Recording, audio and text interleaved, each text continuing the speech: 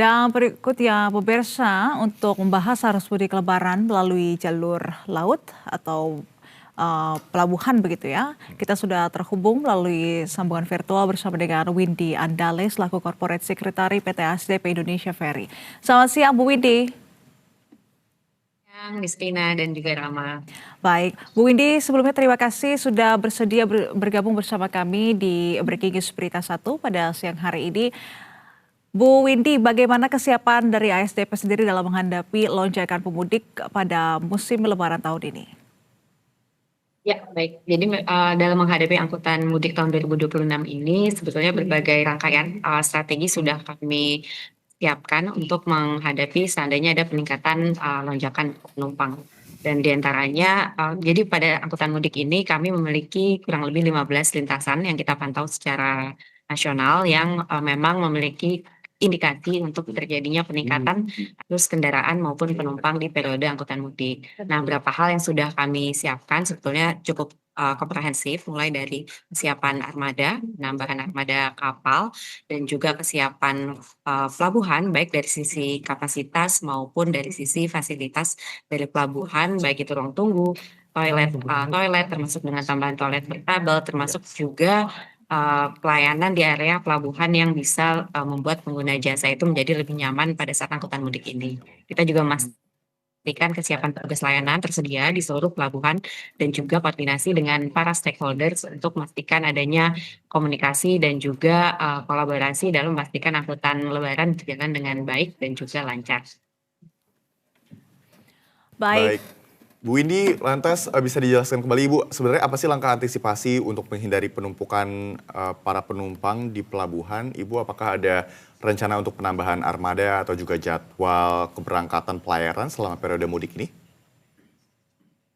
Ya, sebetulnya berbagai hal sudah kami lakukan untuk antisipasi karena memang kita harus siap untuk menghadapi berbagai kemungkinan yang bisa saja terjadi, termasuk juga beragam skenario operasi kita siapkan untuk kondisi yang untuk kondisi normal, padat maupun sangat padat. Di antaranya adalah pengaturan pola operasi pembagian pelabuhan berdasarkan dengan golongan kendaraan. Ini khususnya kita terapkan di pelabuhan utama, di mana di periode angkutan lebaran ini pelabuhan Merak kita fokuskan untuk melayani pengguna jasa penumpang. Jadi baik itu pejalan kaki, kendaraan penumpang dan juga bus. Lalu untuk logistik dan juga roda dua, logistik kecil dan roda dua itu kita alihkan melalui pelabuhan Ciwandan, dan untuk logistik besar kita layani melalui pelabuhan BPJ Bojonegara. Selain itu kita juga kan manajemen arus ataupun penerapan delaying system di kondisi-kondisi sangat padat sehingga nantinya bisa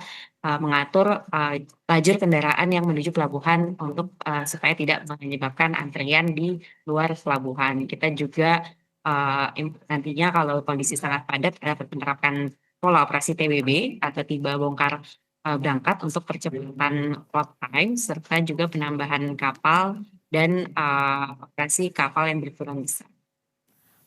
Baik, Bu Windy, ada informasi bahwasannya tren pergerakan penumpang di Pelabuhan Merak khususnya ini cukup melandai informasinya, bahkan kemarin tanggal 17 Maret ini ada penurunan 7%. Benarkah demikian terkait dengan data penumpang periode Lebaran kali ini?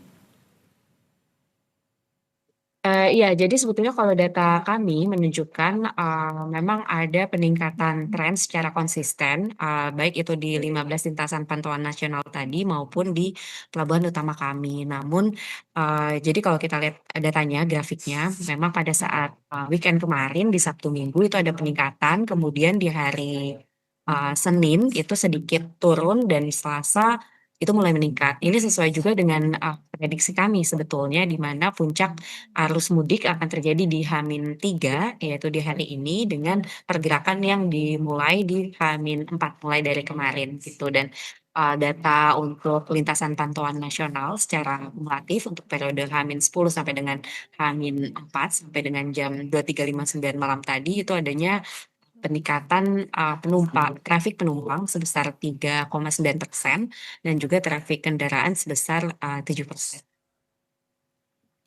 Baik, Ibu Windy, ini terkait juga dengan kabar yang kami dapatkan beberapa hari yang lalu, Ibu, yang terjadi di Gilimanuk, Bali. Ini kan kemarin ada kemacetan yang cukup panjang seperti itu ya, dan juga periodenya cukup lama.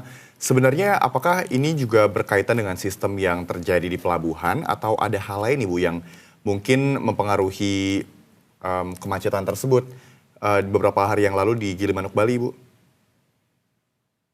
Baik, betul kami memang, melihat adanya peningkatan yang cukup tinggi di Pelabuhan Gilimanuk. Nah, dari kami melihatnya ada berbagai hal yang, berdampak terhadap, antrian tersebut. Di antaranya adalah tentu saja animo dari pengguna jasa untuk melakukan mudik. Mungkin bisa kita lihat juga kemarin pada saat angkutan Nataru itu memang, pertumbuhannya tidak signifikan karena memang kita antisipasi, publik itu akan menahan untuk perjalanan di angkutan mudik ini, sehingga tadi terlihat dari animo penumpang yang cukup tinggi untuk melakukan perjalanan, mudik dan juga faktor lainnya adalah menurut kami yang berkontribusi, tingginya kendaraan logistik yang masih, ingin menyeberang gitu. Jadi memang belum, kita perlu optimalkan untuk pembatasan kendaraan logistik di periode mudik ini untuk memastikan supaya, antrian ini bisa, terkelola dengan lebih baik. Selain itu juga faktor lainnya adalah karena ini berdekatan dengan periode nyepi dan akan dilakukan penutupan pelabuhan di Gilimanuk maupun di Ketapang, sehingga kami melihatnya para pemudik ini memang memilih untuk mudik lebih awal. Sehingga pada saat tanggal hari Minggu kemarin memang, peningkatannya sangat signifikan di hari itu sampai dengan 30%, jumlah kendaraan dibandingkan dengan periode yang sama, di periode yang sama di tahun sebelumnya. Baik, jadi adanya peningkatan jumlah penumpang atau pemudik secara signifikan menjelang nyepi di Bali tanggal 19 Maret mendatang. Baik, kalau begitu terima kasih atas informasinya. Ya, Baik, terima kasih. kasih Ibu Windy atas waktu dan informasinya kepada kami. Kami harapkan agar ASDP Ferry juga dapat melaksanakan periode mudik Lebaran ini juga dengan lancar. Terima kasih Ibu, selamat kembali beraktivitas.